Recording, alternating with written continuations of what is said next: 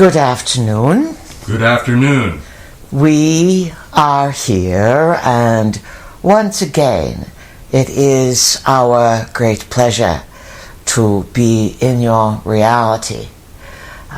Technically, it's just a little bit before noon on the east coast of the United States. And so we'll call it good afternoon or good late morning, whatever.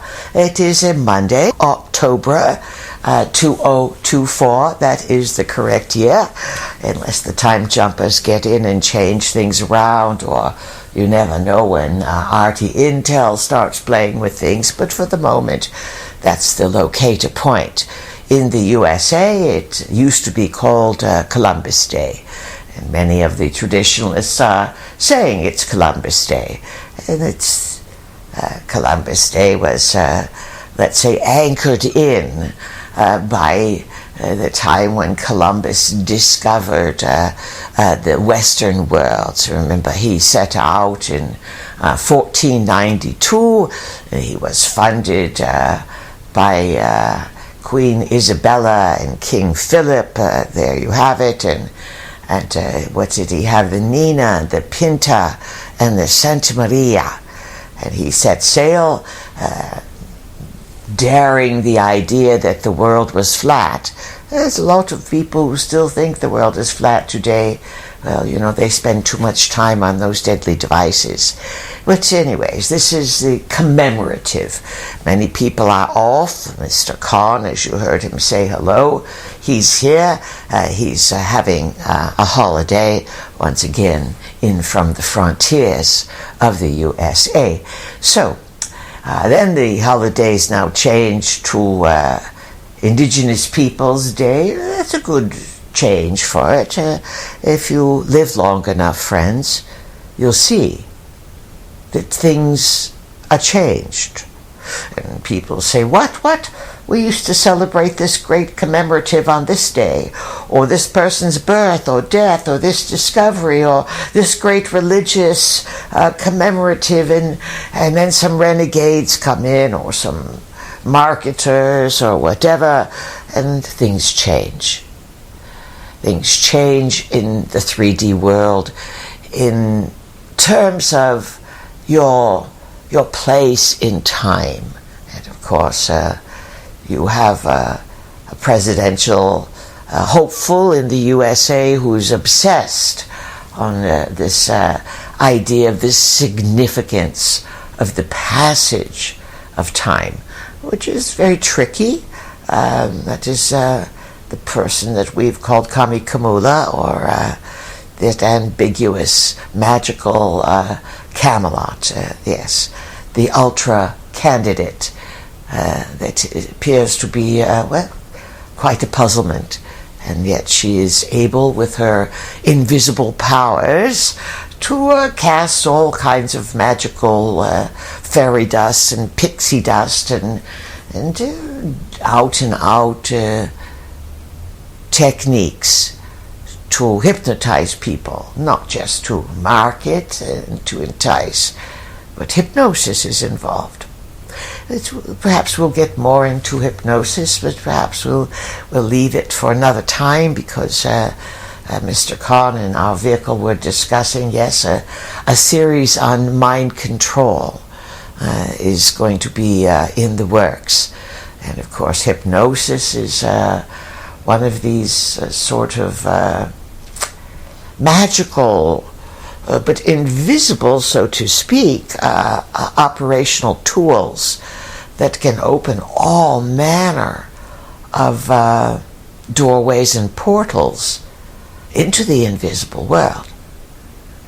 So today, Mr. Khan is here again, Columbus Day. We'll dare to be traditional, even though, just to finish the thought on Columbus, certainly there had been, prior to 1492, all manner of sea-bearing commerce from various parts of the world. And it certainly looks as if the Vikings had been there, here in the US of A. There have been many books and discoveries highlighting the Great Lakes areas and how there are or have been found remnants of mining from long ago, from long ago. And then to jump in another direction, there are all over the New England area of the United States, there were many standing stones, dolmens, perhaps small, tiny little versions of the monuments in stone that have puzzled humankind for many millennia, that are found all over the European continent. Likely the most famous one you're familiar with is Stonehenge on the Salisbury Plain in southwest England, where we have been and frolicked many times. So there are signposts all over the United States that indicate that 1492 was not just the biggest discovery in existence. It was an awakening European culture, beginning to look at old records and such, and begin to perhaps be influenced by memory, by timelines, by other incarnations. And certainly, you exist in cycles. There's cycles of destruction, cycles of innovation, cycles of building, cycles of dismantling. So it was a cycle of building. Many things opened, just to give you that reference, from about 1500 onward on planet Earth. Now, we're here today to discuss a continuation of the subject, the invisibles.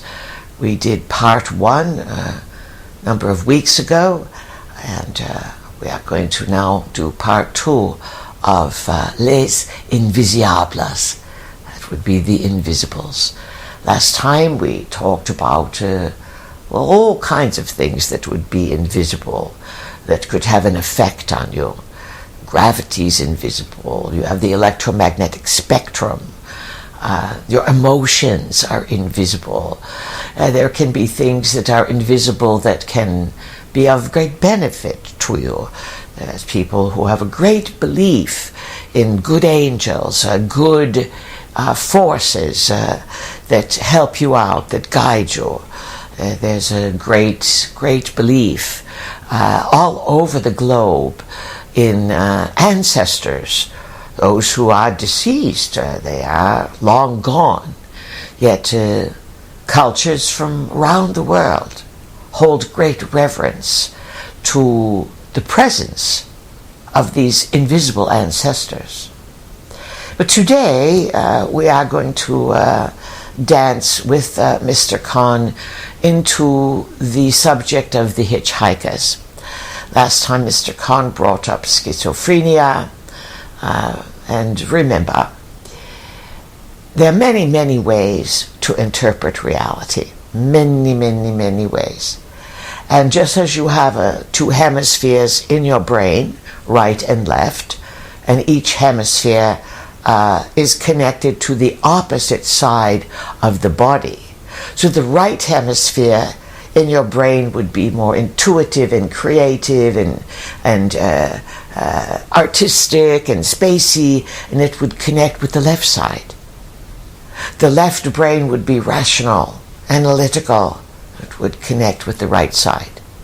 In your world, you have Eastern and Western hemisphere, each of which has different capabilities, each of which has abilities from those capabilities that are expressed differently.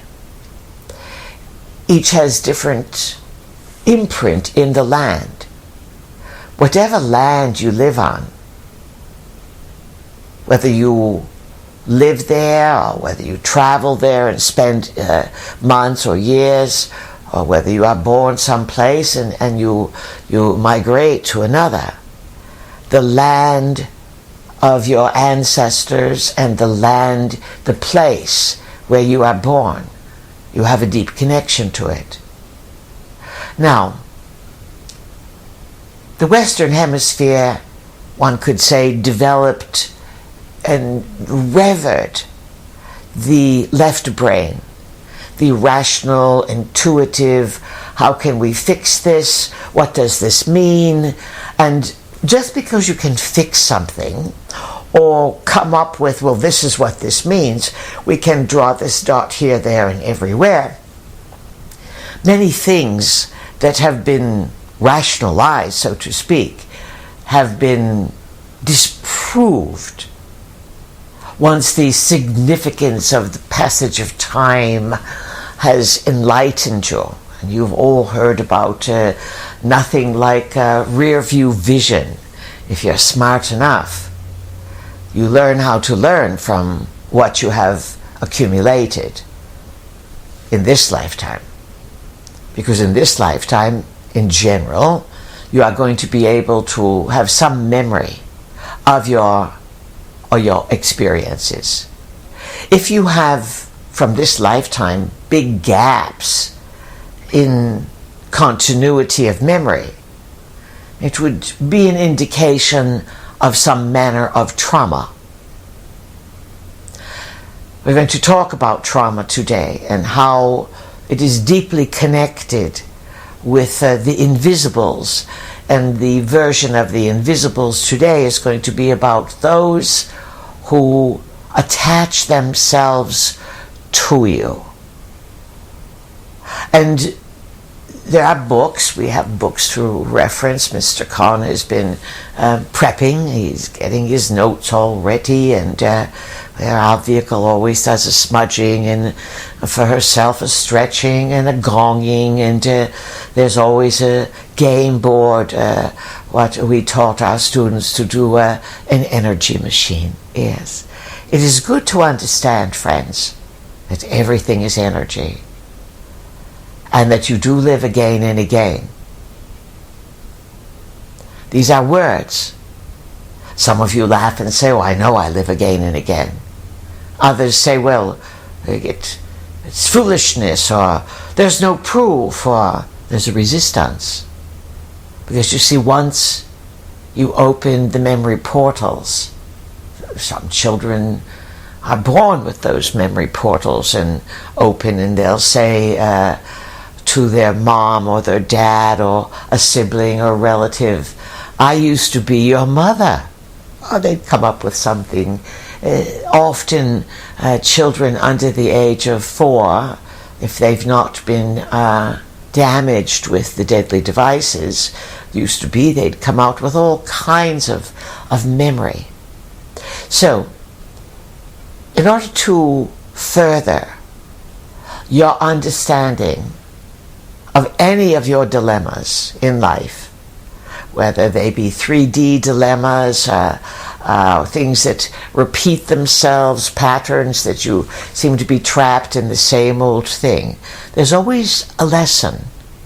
There's some meaning. Existence, as vast as it is multidimensional. Time is a local custom on your world. How else could you figure yourselves out? Yet you have ancestors who've lived on your planet way, way, way back, and they did not operate with clocks and schedules and technological apparatus that defined their moment. You are living in the culture of the, let's say, current era, that we can date that big acceleration in the current era. Well, you all know we work with the late 1980s through 2012, but from the late 1950 onward, certainly, technology began to blossom everywhere. That began to change your ability to process information. and began to put more ideas in your head. Yes, it began a new phase of maturation into what some call the age of knowledge. But not everyone has wisdom in the age of knowledge. What you are suffering from today is a lack of your knowledge about your humanity. Oh, you all may know how to Google this and order this and add to the cart and bookmark this and figure all kinds of things out. But as we've said, it takes time to integrate. And the further you move away from valuing just the peacefulness of the moment of your humanity, the further you move from the wisdom of understanding what's happened to you. There's a pretty large agreement out there among people, certainly people who do medical practicing, so on the physical level, doctors, nurses, that like, would agree that people appear to be sicker and have more problems. The people who do the mental work, the therapists, the psychologists, the psychiatrists, the energy workers, they would agree that people are more befuddled than ever before, and that what you call mental illness, which is a term, that it is on the rise. And certainly the current researchers are saying that on the physical level you have massive increase in cardiovascular, heart disease, and obesity, diabetes. In other words, the body's processing centers physically are off. They're off. They've got junk on the road, so to speak, debris in the way. Mentally, same thing. And these people in the field of research, those who really want to make a difference and who have the credibilities and the education to be able to make assessments, and their ability to perhaps move from one hemisphere in the brain to another, or they may have the ability to consider what the eastern hemisphere of the world long considered ways of understanding the body. They may not be rational and building and money making. They may be ancient and old. The different ways that the body can be seen, different ways the body can be understood. The time in which you live, you are fortunate because there is a blending, and there are pioneers who want to bring this knowledge forward. It is necessary because as a people you have lost your way, and because you experience trauma on a daily basis. May not be your direct trauma, but your kids, your grandkids, your siblings, your greats, your aunts, your uncles, your parents, everyone's taking stuff on because they're going too fast, because they have been traumatized. And when you're traumatized, you move a little bit away from the body. It's not safe to be there.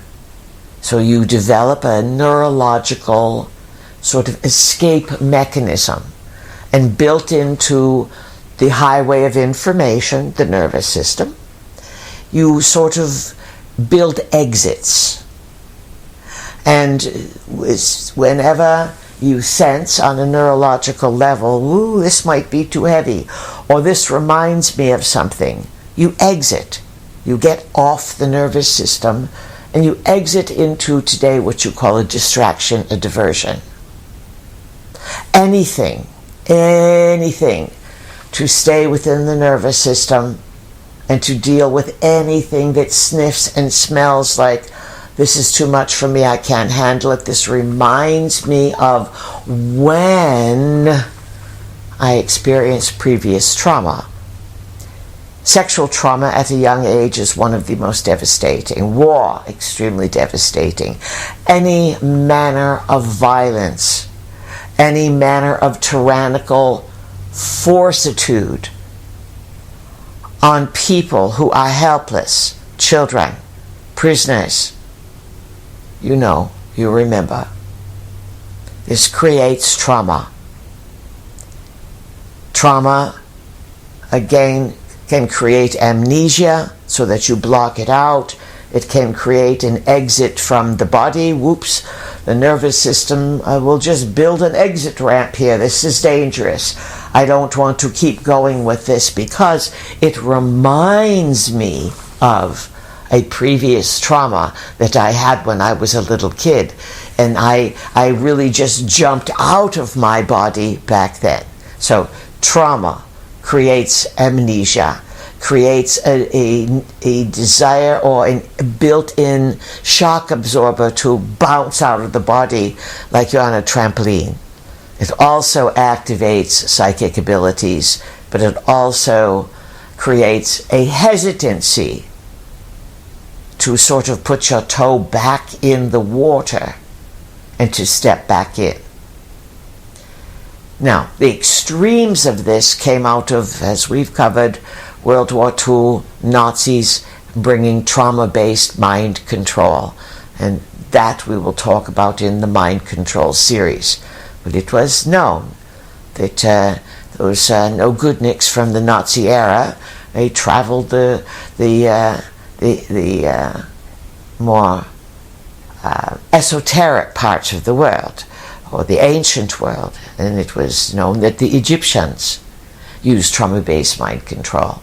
And of course those Nazis went into Tibet and all manner of places where they were guided and led to open a portal of modernity and to stir the pot of very, very ancient memory. So now we have set the stage that all of you can understand that you're all vulnerable to vacating and leaving the body. And our work has been to remind you to drop a grounding cord. I'm here in the now. I'm here in the present. I'm not going to run away from the present. I have an auric field that I can make around me and put the light of my own aura, and a strong aura says, I am here, I am present, I'm in charge. I want to be in charge. I want to love and value this being that I am. This being that I am in this lifetime. And then in this lifetime, a way of acknowledging that you are fully present and in the body is to activate the energy centers. It's a way of interpreting reality. It's from the eastern hemisphere of the world.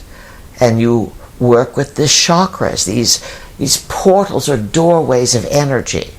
That they are invisible, yes. Many things are invisible. That does not mean they are not real. And so it's red, orange, yellow.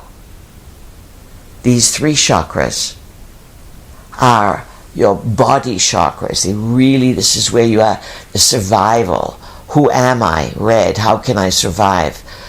Orange, your sexuality, your creativity. Yellow, belly area, the brain in the belly, the intuitive center.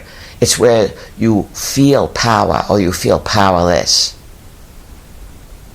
It's called the hora in the Eastern interpretations, to have a strong area here, to know that your power comes out of this central area of the body. And in exercise, you call it developing a strong core. And you move upward, you have the heart. And the problem that many people face today, and why they are so vulnerable to les invisibles, the hitchhikers, is that they've closed their heart. have a broken heart, because so much information, you don't know what to take in, what's real, what's not real, what's personal, what's needed. You are like laying, all of you, at the bottom of Niagara Falls with the amount of data that most of you seek out and subject yourself to daily and that can't process. So then you have the upper chakras, the throat, the third eye, and the crown, blue, indigo, and violet. And these areas we'll talk more about them. But remember, if you are concerned about being in charge of your body, you must make a daily discipline to show that you are in charge. Too many of you intellectualize things. Oh, I know that. Oh, you think because you know it, you don't have to do it? Let it sink in, friends. The times in which you live are going to get more and more tumultuous. There's a war going on, a big war. There's a war called the hidden war. There's a war for the souls of humankind. Way behind the scenes, there's the reptilians. There's the wars on the surface today. There's the weather wars. There's the dimensional wars. There's the wars between the ETs and the Anunnaki, who wants to manage humankind.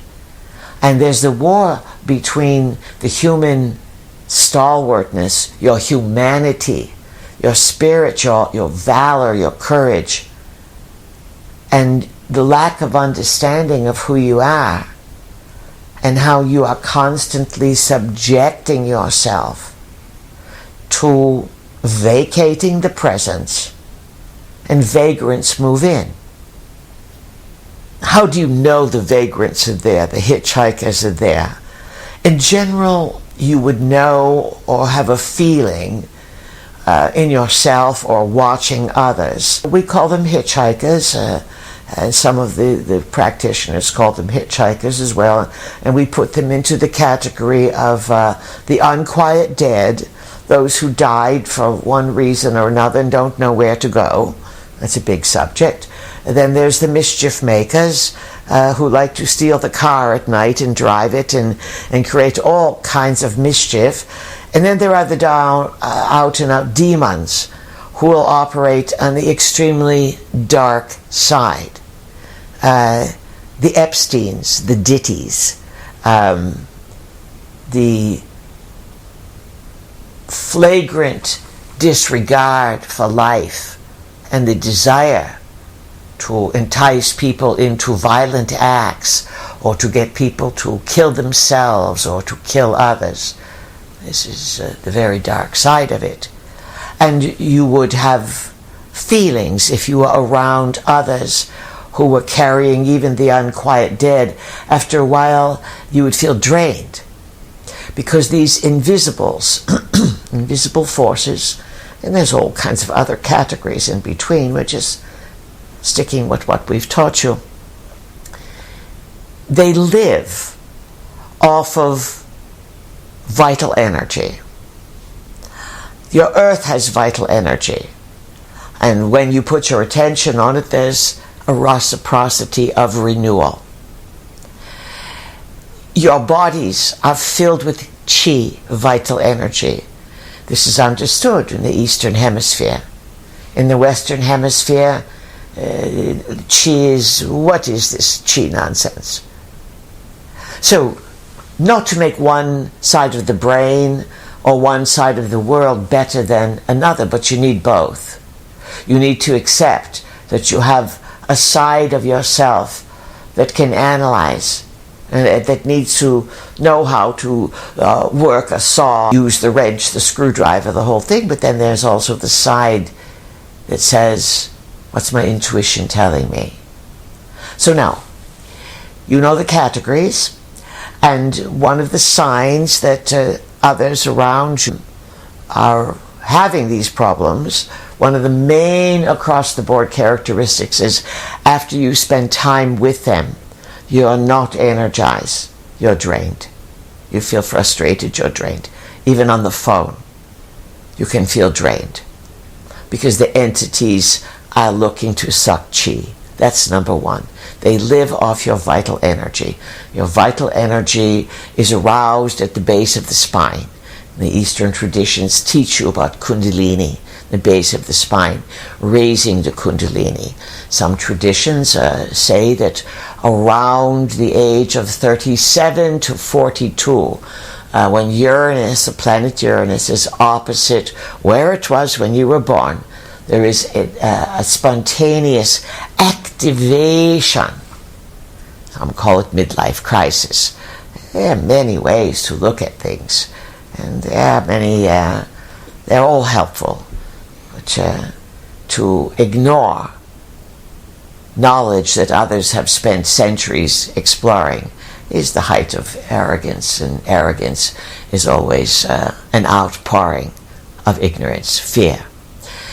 So, speaking of fear, fear is something that all people have to learn to manage and overcome.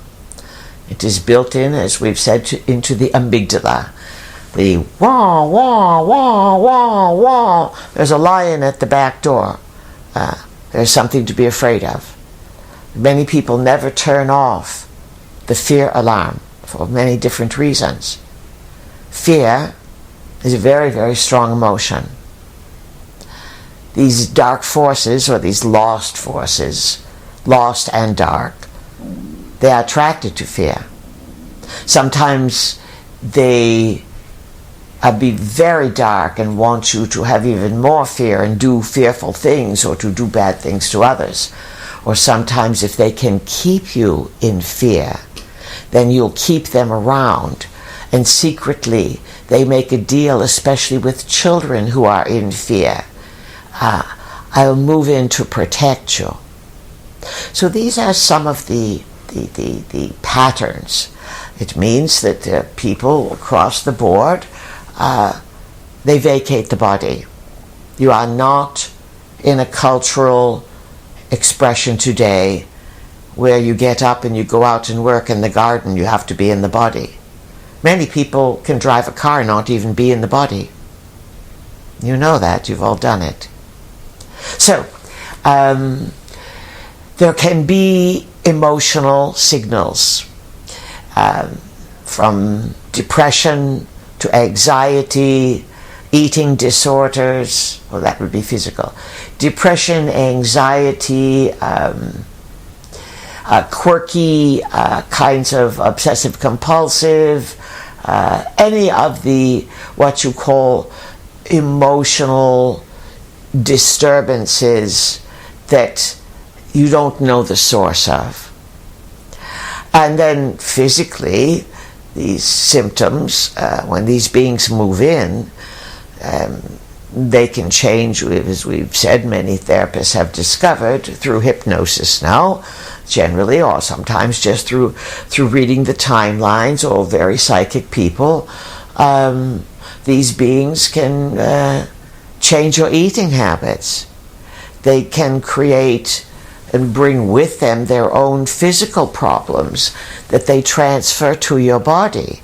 So everything from digestivo problems to heart problems, asthma, eating disorders, many of the things that you run from doctor to doctor to doctor, and you take pill to pill to pill. A way of understanding some of these chronic conditions that don't seem to be alleviated can be interpreted by the hitchhikers, the invisibles. All right, so we've laid the groundwork a little bit, done a little bit of review. Mr. Khan's got questions, and perhaps we've even confused some of his questions now. So welcome, Mr. Khan.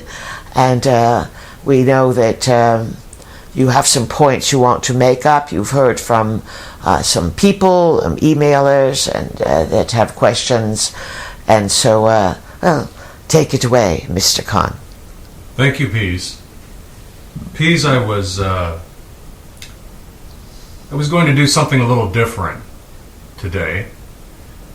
It involves a listener named Ginny, who had contacted me. And she contacted me because she's in a unique situation with her son, who is 21 years old. And I thought it would be very helpful for the listeners to get exposed to the types of things that these invisibles are capable of causing, and also what people might have to deal with that I would say most people don't. So, what she told me about her... First of all, Mr. Khan. Yes, please. Do you have permission to do this? Yes. From the listener? Yes. We just didn't want to go further and get into some territory that's not appropriate. No problem. All right. Now, please continue, Mr. Khan. Well, she had a very difficult pregnancy. She nearly miscarried this child twice. Upon delivery, she, both her and the child came close to dying. He woke up as a child many times screaming in the middle of the night. May we add something here? Yes, please. A difficult birth trauma, or potential miscarriages, or anything around birth trauma can be symbolically read as a big message that there's difficulty can signal hesitancy in going forward, that they're taking a lot on, mother and family and child. Just to let other people out there they're going to start analyzing their own birth processes, you understand? Every mother who hears this thinks about her own births. So we want to make it clear that all of you are going to have various experiences. Sometimes these kids just pop out like they've been greased for it. They're inside 1 minute and kaboom, there they are. And sometimes people have days of labor. Sometimes it can be a hesitancy on the part of the soul that is going to take on the life lessons.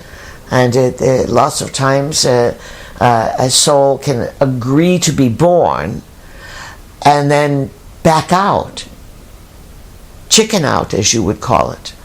All right, please continue. Well, so he kept crying a lot as a baby.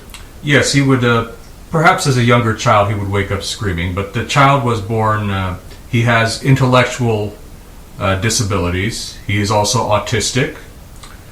And she said that he was a relatively happy child until about 6 years ago, at which point he stopped talking to people, and he would hide under a coat. The only person he would speak with was his mother, so the child had to be eventually taken out of school because he was hiding under the coat. A couple of years after that behavior began, she found out from him that he had been abused in the bathroom by a group of kids who he thought were his friends. So he is verbal? He is verbal, yes. And the real issues, as if these are also, everything I've said would be an issue, but... Let's pause for a moment. Yes, please. He was physically abused Yes. Or sexually abused? That I don't know. He was abused in the bathroom by people he thought were his friends. This can be across the board now, not just in this situation, but when a person feels betrayed and harm comes out of it from those they trusted or thought there were their friends. This can be in any person a massive trauma because it is called betrayal. You understand? Absolutely. All right, we just wanted to slide that in because all over the globe today, what's riling everyone up? They feel betrayed by their leaders, by people they have relied on. So we're just going to interject periodically how some of the words you are using ripple out in other areas, but they are key points. So, please continue. Last year, something radically changed. The child began to break things, throw things. He began to... And this is now a 20-year-old child. Yes, this is a 21-year-old child. I suppose this probably happened when he was 20. But the son began to wake up in the middle of the night and break windows. He would even got to the point of, I believe she had mentioned that he would go into other people's homes. And he even had threatened to rape and murder his mother.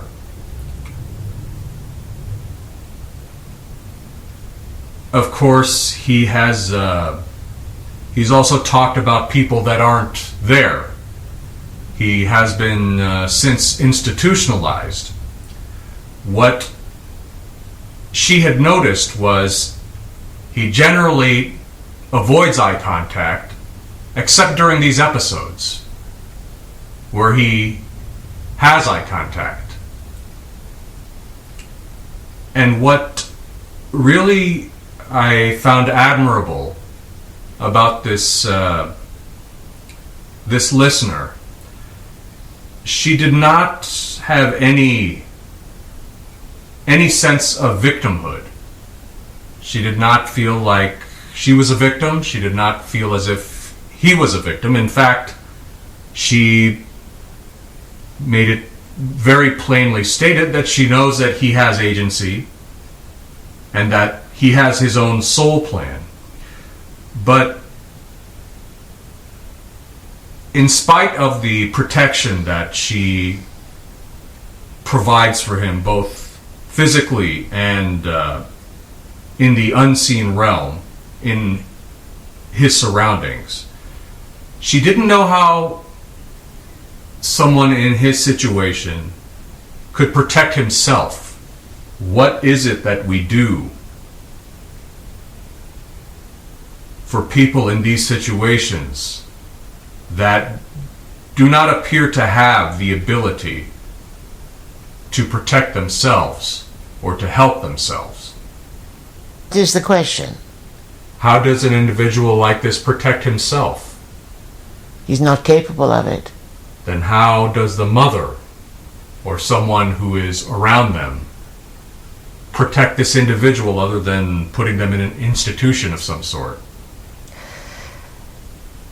You said that the mother takes the stance of she's not a victim, he's not a victim. Correct.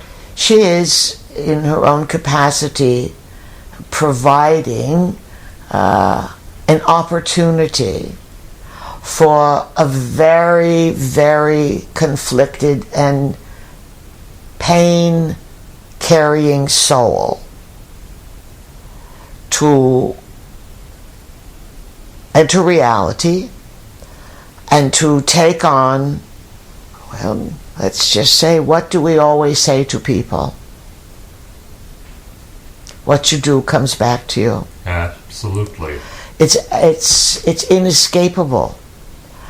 And in today's world, where it's chock full of people, 7.5 billion or whatever, and it's chock full of wounded souls because of many accumulations in the past. Many, many people all over the world are dealing with something like what this lady is sharing. She is not unique. She may not find others in her neighborhood or in a few hundred people she knows, but around the world. Many, many souls have come in at this time to, the old expression is to work off their karma, to have an opportunity in a time when people are not necessarily killed or chained to prison walls and thrown slops through the window, when people used to have insanity, so to speak, and big soul issues, they were not treated well. Today, with your modern medications, there is an ability to, on a physical level, calm down the chemical imbalance. The entities would create the chemical imbalance. The soul and the difficult birth would be an indication of, I've got a rough life ahead of me. I don't think I can do it. I don't want it. And yet I have a loving mother that's willing to stand by me. There are many souls that come in, and then they come into a family that betrays them. The nature of your karma, in other words, the nature of what you face in this lifetime. This particular child had intellectual challenges, capacities, autistic. Autistic children have, it can be attributed to many things. Mothers are very sloppy about their habits today when they are carrying a child. And the numbers are rising and rising, but there's toxins in the air, in the soil, in the food, in the medications, in the sperm, in the ovum. And then there's all these souls that have agreements, that have things to work out. You cannot get away with it. If you are going to create violence and bring harm to others, there's a price to pay. You may say, well, I'm saving the country. I'll do a little raping on the side. Well, the only thing we can do is to burn these fields or salt the land so that after we leave, these people cannot live. It may seem noble at the time, but then you may always have issues about food because you destroyed the earth so others could not eat. And when you do a lot of destruction, either through your own hubris of authority or power or medical experimentation or war,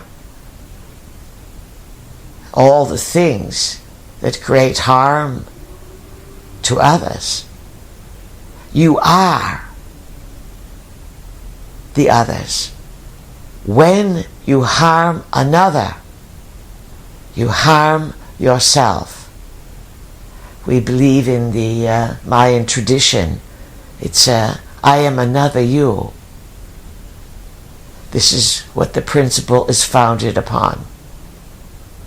In the current era, the massive amount of invisibles, unquiet dead, mischief makers, and a tremendous number of demons. The demons really came forward through your TV shows, through the glamorization of violence, fear, seeking out adrenaline, cortisol, horror situations, depicting horrible situations and then being entertained by them. The ritual working of the event called 9/11, followed by a big ritual working between Hamas and Israel, the workings that are very dark practices going on in the other war zone of Ukraine, Russia. All these situations call dark forces in. And when the dark forces come in, they can jump on a warrior, a person that's befuddled, and then the people carry them and they distribute them and they jump onto others who are in fear. So there are many ways that you can be just oblivious and pick up entities. You can be overly empathetic and feel sorry for people and pick up entities. This is what's been pointed out, the medical profession, the undertaking, those who handle death, first responders.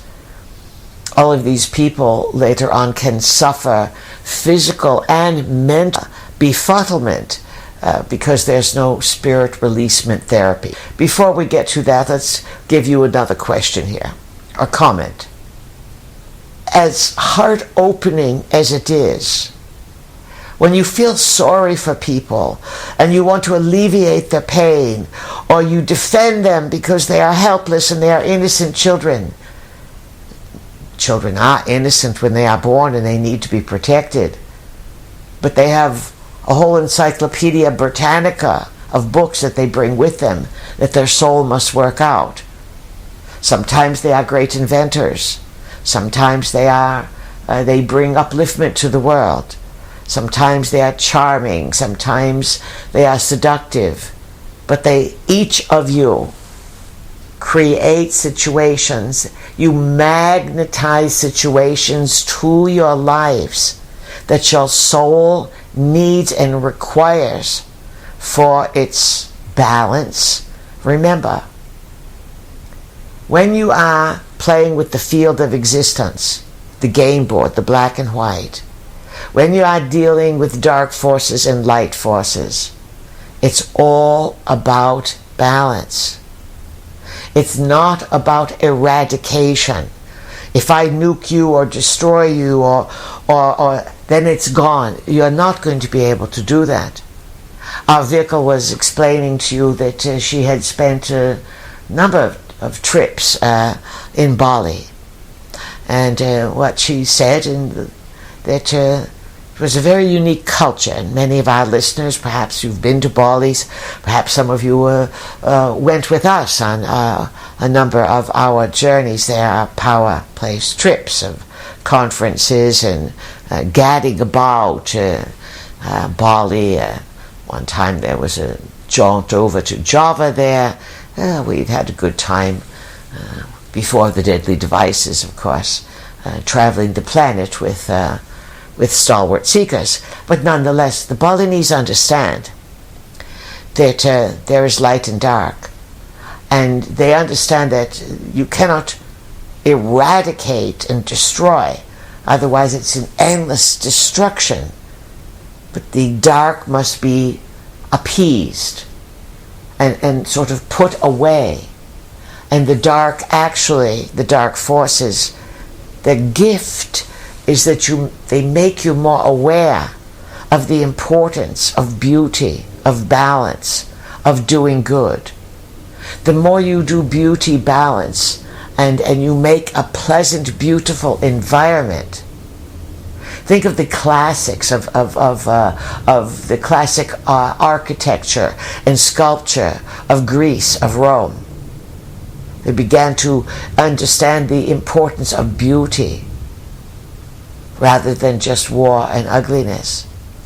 So, the Balinese understand that they must be separated, and they understand that if there is a disruption in their culture, in their family, in their children, then they themselves have done something that's out of balance.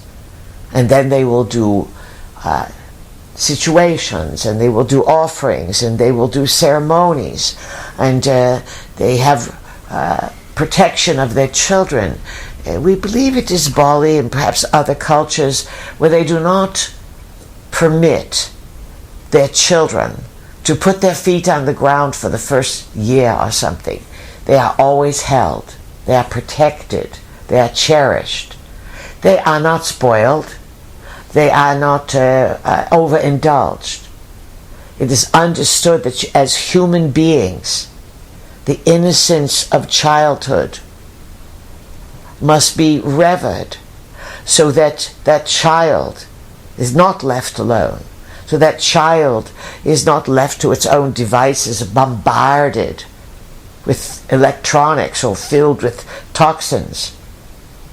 That when you nourish that child like you would a garden, then you can harvest the fruits of the garden.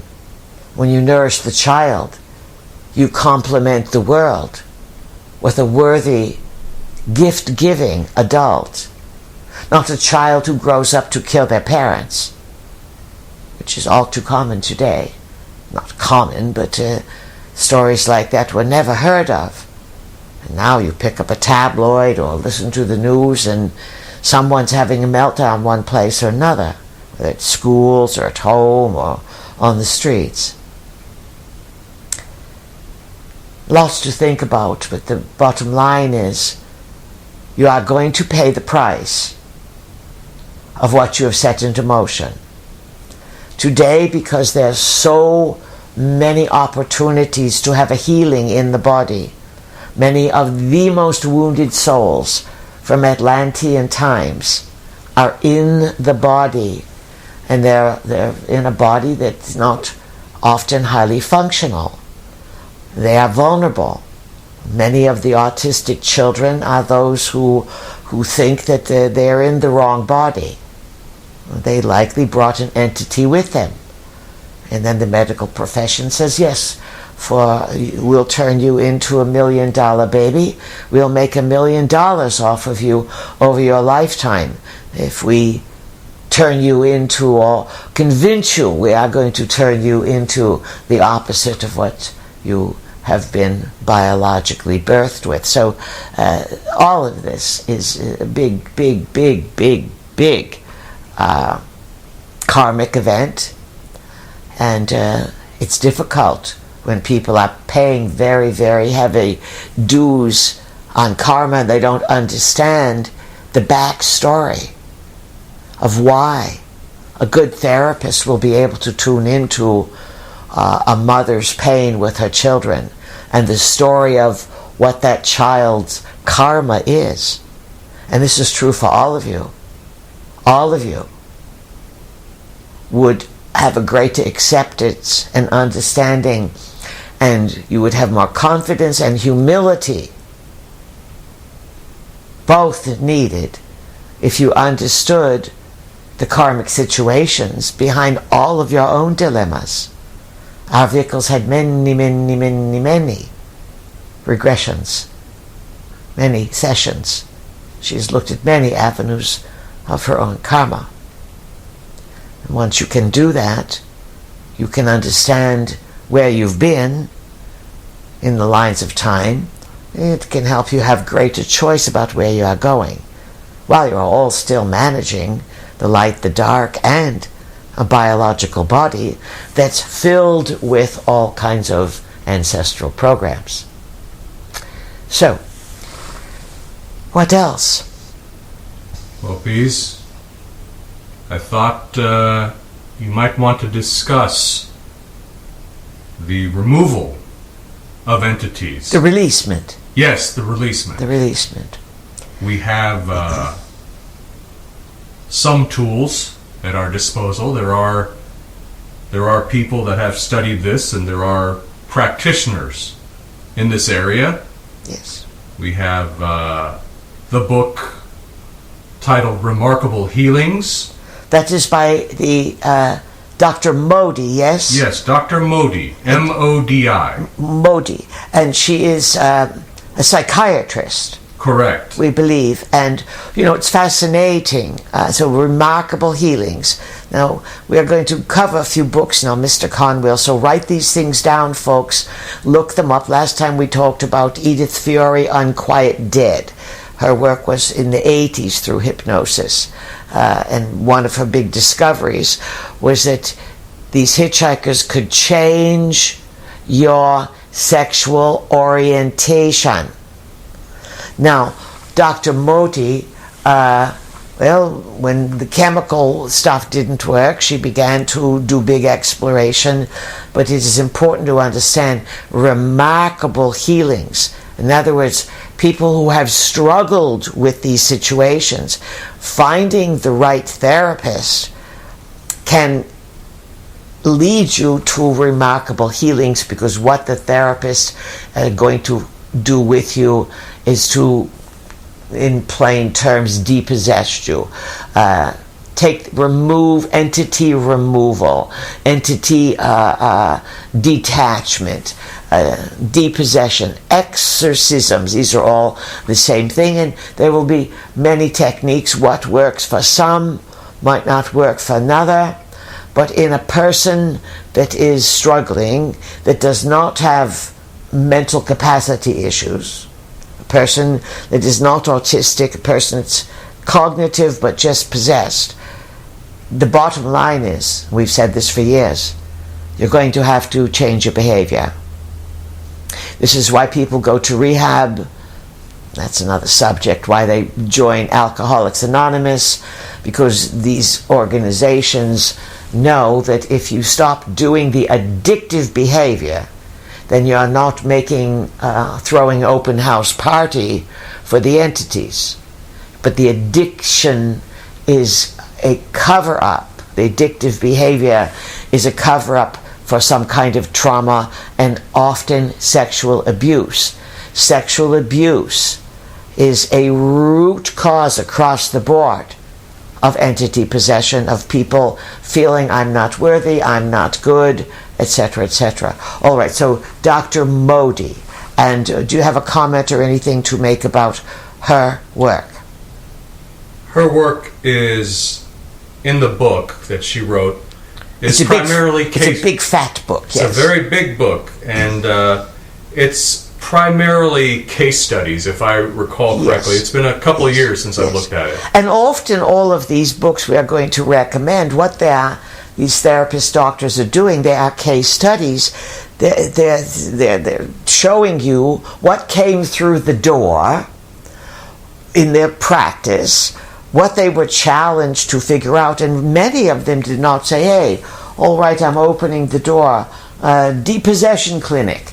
No, they were working on something else, and they were befuddled by these cycles of repetition and problems. Well, there was also the book by Ellie Pichet.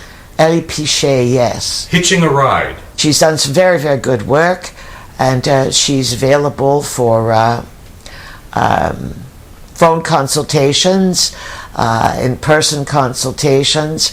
It's a very simple book. And she too has an extensive, it's a smaller book, and she has lots and lots of case studies from empathetic situations to dark forces, and her technique is removing them, but she'll find the reason. She's pretty psychic, and so that could be a good outlet for someone there. And she's online, yes? I'm sure she is. Yes. Do you want to spell her last name? P-E-C-H-E-T. Yes, and Ellie, E-L-L... E-L-L-I-E. All right, Ellie Pichet. It's close. Hitching a Ride, yes? A Guide to Earthbound Spirits and How They Affect You. All right. We would say it's a smaller book, it's simple, and if you are new to this subject or you want to add it to your library, click it. Yes, that's what you do today. Put it in add to cart, yes? That's a bit of an inside joke there. Vickles figuring things out. She's going to buy something massive. Nonetheless. All right. So then there's another book there, the one that we've talked about a long time, Healing Lost Souls. Yes, there by is Dr. Healing Lost Souls by William Baldwin. He was a Baldwin. dentist, and he came through this through hypnosis. We believe part of his work was to use hypnosis on his clients for dental work. And then one thing led to another, and then we believe that he's deceased now, but he has a manual, yes? Yes, the manual is, I believe it's called Spirit Releasement Therapy, and it's a pretty fat book as well. Right. And that one is a little more difficult to find, but it's still on sale. Now, we want to speak to some of the mothers before we go further on this. You hear us talk about the devices. Please, if it's possible, do not sit your children in front of any technological screen or device. Keep them away from TVs, because when they are on a screen, they are hypnotized. When they are hypnotized, there are entities around, and they can become a carrier. It's all happening in the invisible realm, right in front of your eyes, hiding in plain sight. And there's too many mothers today who use one screen or another for a digital device, and this is a very easy way for the children to pick something up. And if you are in fear, and today there are entities and dark forces everywhere. How to counter this? Let your children play with real things. And we would say a wonderful way to keep the spirit clean and uplifted, especially for a family, is to have certain family practices. You might have, some people have Meatless Monday, Taco Tuesday, but you might have Classical Saturday. Classical music, the Beethovens, the Mozarts, the Rachmaninoffs, these uplifting classical presentations are known to uplift the spirit, to create a healthy vibration around you. The music of today is designed to call in dark forces. The frequency of the beat, etc. And then you have people dressing like demons. And then you have people coming home as teenagers and adults, bringing in demons. Music puts you in a trance, and then you can be programmed. You're all vulnerable today. This is why in the future we see things are going to have to get much more simple if the human race is going to have any kind of continuity. But that's another story. What else, Mr. Kahn? Well, Pease, I also wanted to mention someone that was brought up a year or two ago, back during the Moon Days. There's a something called the Light Worker Healing Protocol by this fellow in Illinois named Carl Mollison. Yes. And his work, I have seen it produce results. We are going to say he has produced results for people, and what you want to do, friends, is you want results. And we've given you and Mr. Kahn here's a number of avenues to check out. Trust your gut. Check with the brain in the belly. You want work that will produce results. Check your belly. You know, sometimes people have affiliations, and well, let's just say you want someone with a good track record, and you want someone that you can relate to. But remember, bottom line is, if you are plagued by things, sometimes you are picking up energy from others that are draining you. It is easy to have family, friends, associates who have entities, and the entities just, they're always looking to suck energy. And what you want to do is to be a fountain of your own energy. Very often people have used, we used this years ago, the pillar of light.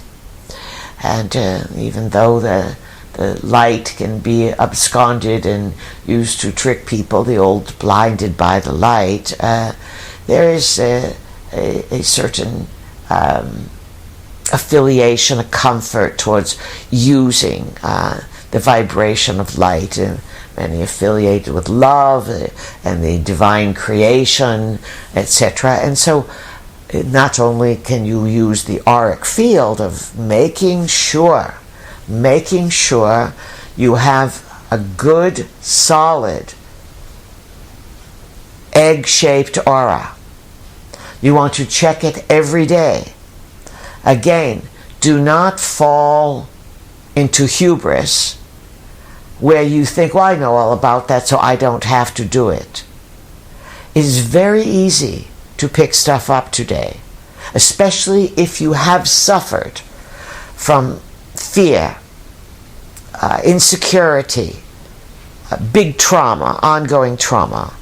Now, most of you are not going to pick stuff up if you are in the body, if you are comfortable, if you have a strong sense of self-worth, if you are not letting others boss you around or suck your energy, or you are a people pleaser. Oh, stay away from all that.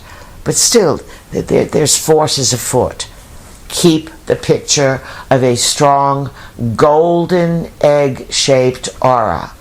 Don't think that bigger is better and you're going to compete with the sun. That's not what this is about.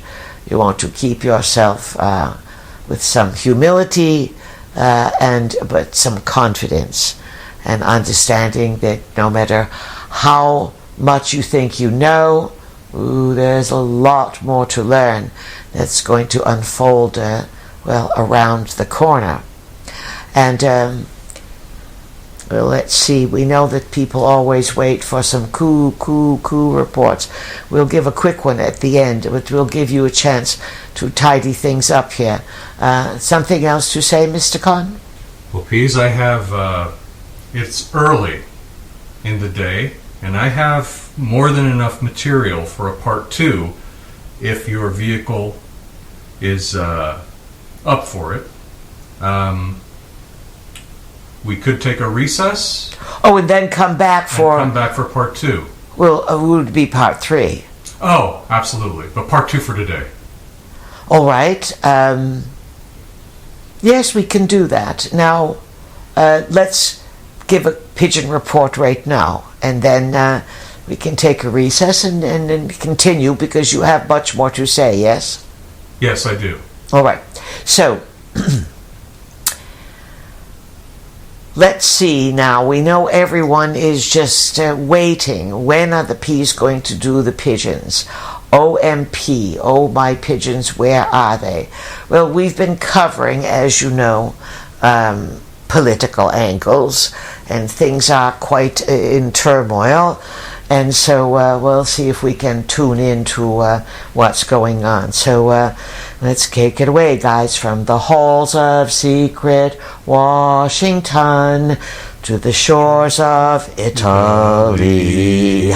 Now, Italy's not so much in the news, but Washington is, and oh goodness gracious, there's a bit of turmoil going on. Peanuts and popcorn, well, we announced last time that they know the portal's closing, but they want everyone to know that Biden is bitter. He's very, very bitter. And he's on, he wants to play, he's going to play the vengeance card, yes. Now, there are many believe that the original nacho is placed away. Some think he's eating applesauce and watching cartoons. Some think he's been sequestered away in one of these secret prisons. Some think he's long gone and buried in buried in a special ceremony in one of these big cemeteries there. And some believe that there are many actors that play out the Nacho role, the Not Joe Buck Me Oh Biden, and there's even been many revelations that have been sent to our vehicles showing him wearing a mask. Or how many versions of Nacho have you seen? He tends to morph and look quite differently. So whoever the magical Joe is, he's bitter. He's been playing a bitter card, and he wants vengeance. And some of the vengeance that is being played out through him is that suddenly he's very coherent. He's making rational statements, and he even, Peanuts and Popcorn say that they're responsible for it. They got him to wear a MAGA hat. Yes, a MAGA hat. And so the book, Farewell to Failure, that Peanuts and Popcorn are working on, they're planning on it being a big success. Remember, they are the world-renowned, only best-selling pigeon authors of the book, The Secret Life of Traitor Joe, Treason is the Reason, and then they are massive entrepreneurs. Right now, on some of Joe's time off, they are going to take him to where they escaped last year, if you remember, to part-time work. They boogied it out of Washington because Nancy Pelosi, the dragon that she is, she was spitting fire, and she wanted to know about that treason book because everything was breaking loose. And so Peanuts and Popcorn went apple picking, if you remember. They went to Vermont, upstate New York. This year they're going to take Joe, and they're going to, they plan on some adventures in the apple orchards, and so that's what's going on. And so they say that Joe is on the warpath. Nacho, he's on the warpath. Dr. Jill, whoever she is, she's the war chieftain. She's really snorting fire and spitting fire, and there's lots and lots and lots of anger behind the scenes and turmoil. And then there's, of course, magical Camelot, the Ultra assignment there, and Pretzel and Popo are onto that, and they're saying that it's just too cuckoo for them. It's cuckoo. It's too cuckoo for them. Of course, they're young. They don't have the sophistication of Peanuts and Popcorn. It's too cuckoo, and they say that once all the farewells are made and that she's disposed of, so to speak, for whatever job she'll be doing next, using other projects there, this is upsetting now to Peanuts and Popcorn. Pretzel and Popo want to join the Puffies. Peanuts and Popcorn are totally against it. You're too young. But Pretzel and Popo think the action is really happening with the Puffies, not their parents who are writing Farewell to Failure. They want to fly high for freedom into new realms.